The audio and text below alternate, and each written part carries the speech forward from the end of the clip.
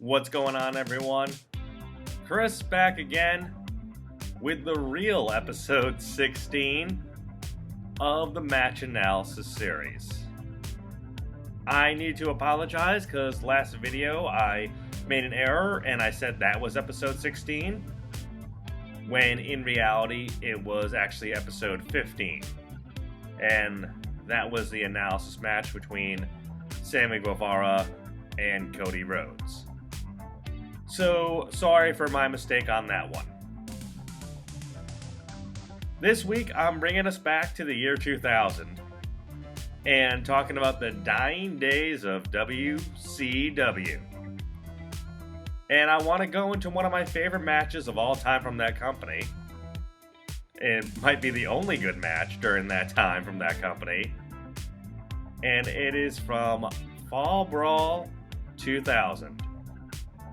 And it is the no disqualification match between Big Poppa Pup, Scott Steiner, and Bill Goldberg. So let's just jump right into the match. To start, they lock up, and Steiner is able to force Goldberg into the corner and immediately starts hammering down with forearms to the chest and face. He sends Goldberg into the ropes, and Goldberg ducks a clothesline. And then Goldberg is able to fire back with a John Cena-like flying shoulder block. From there, Goldberg is able to pick up Steiner in a gorilla press. He holds Steiner over his head, which is a great show of power, and then turns it into an inverted power slam. From there, Goldberg sends Steiner into the ropes, but Steiner puts on the brakes and goes to the outside and immediately collapses to his knees. From there, Goldberg follows Steiner to the outside. He tries to send him into the safety rail, but Steiner reverses it, and he sends Goldberg into the security railing. Steiner then sends Goldberg back inside, and then after Goldberg hits the ropes, Steiner's able to take down Goldberg with a clothesline. He then drops an elbow on him, right into a cover, for a 2 count. From there, Steiner then takes Goldberg to the corner and kicks him in the stomach multiple times. He then sends Goldberg into the opposite corner and charges in, but Goldberg gets a boot up and nails Steiner in the face. From there, Goldberg is able to get double underhooks on Steiner and hits him with a butterfly suplex. He then mounts Steiner and starts raining down punches to his face. After Steiner hits the ropes, Goldberg lowers his head and Steiner hits Goldberg with a forearm to the back. And then he hits him with a diamond cutter, actually. From there, once they're up, Steiner is able to hook up Goldberg and hits him with a belly-to-belly suplex for a 2 count. Steiner then picks up Goldberg for a slam and looks like he's going to go for a tombstone. Goldberg's able to reverse it and he hits Steiner with another power slam. After that, Goldberg sets up and goes for the spear, only for Steiner to move and for Goldberg to eat the second turnbuckle. Steiner then goes to the top rope. He goes for a crossbody, but Goldberg catches him and again hits him with a power slam. From there, Goldberg himself actually collapses down in exhaustion, and now they're both down momentarily. Steiner goes to the outside, but again Goldberg follows him. He then tries to whip Steiner into the steel steps, but again, much like earlier, gets reversed. And then from the top of the ramp, we see the camera focus on someone who walks out, and it is Scott Steiner's freak, Medeja, who walks out with a lead pipe. Back to the action. Steiner now has a chair, and he nails Goldberg with it on the outside. He then brings Goldberg back into the ring.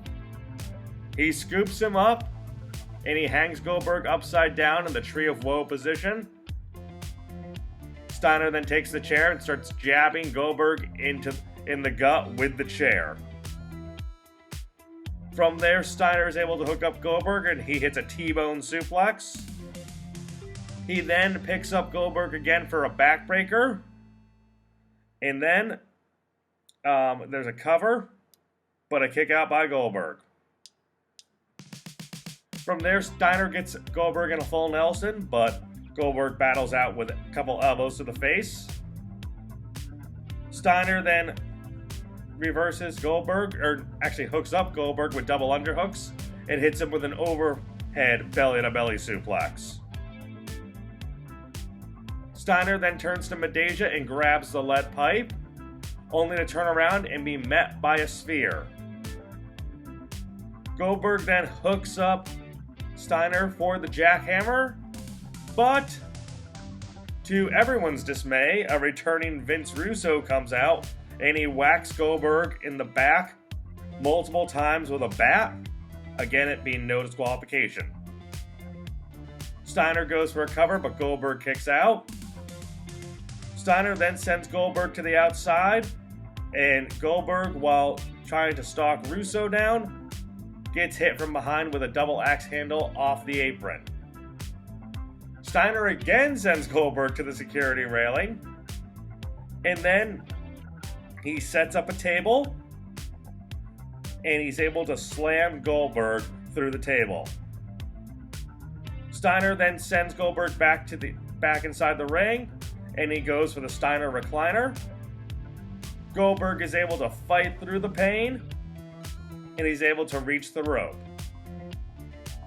Medeja, however, comes up on the apron and kicks Goldberg's hand off the rope. So instead, Goldberg's able to get his arms free, get to his feet, and have Steiner in place for the electric chair. He then throws Steiner off his shoulders, and Steiner lands back first on the ring canvas. Steiner pretty much no-souls that. He gets up and immediately clotheslines Goldberg.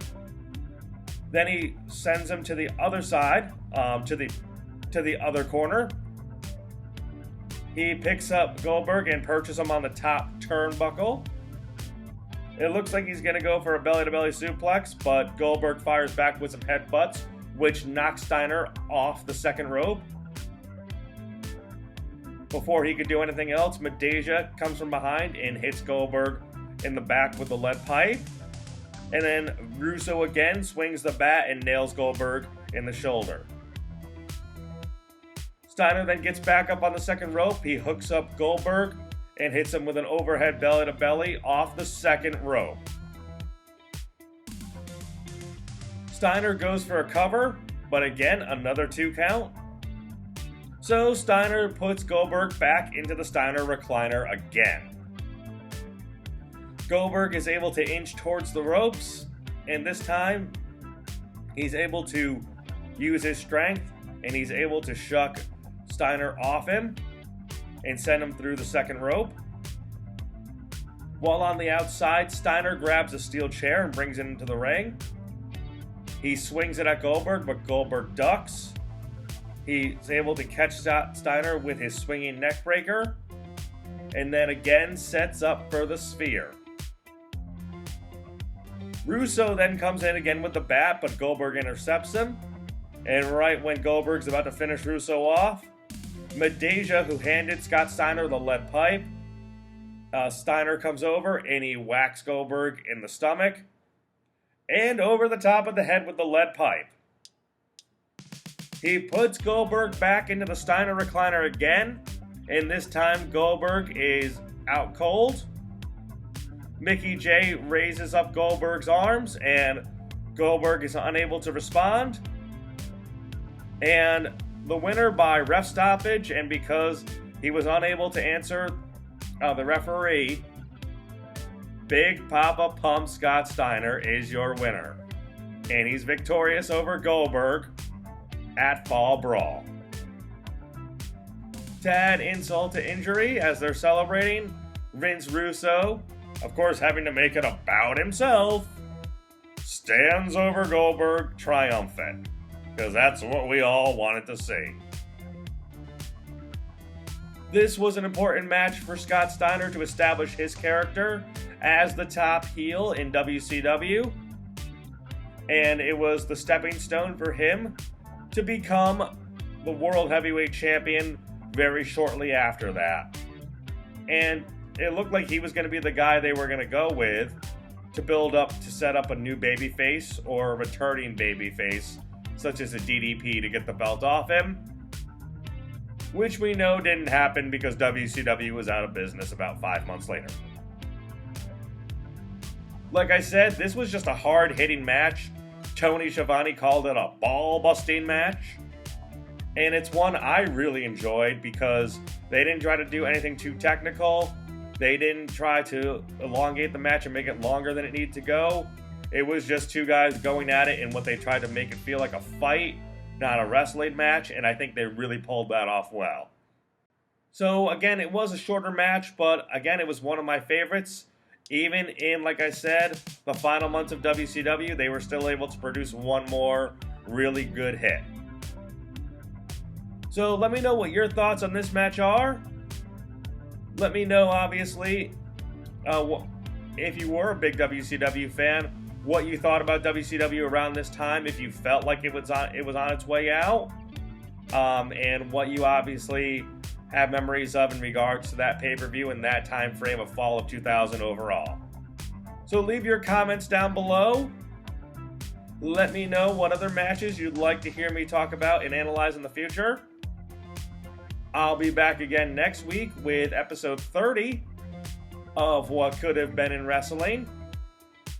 And I may be talking soon about what if Goldberg had signed on for one more year in the WWF from 2004 to 2005. Who knows? So don't forget to like and subscribe as always. And I look forward to hearing everyone's thoughts on this match. Take care, guys.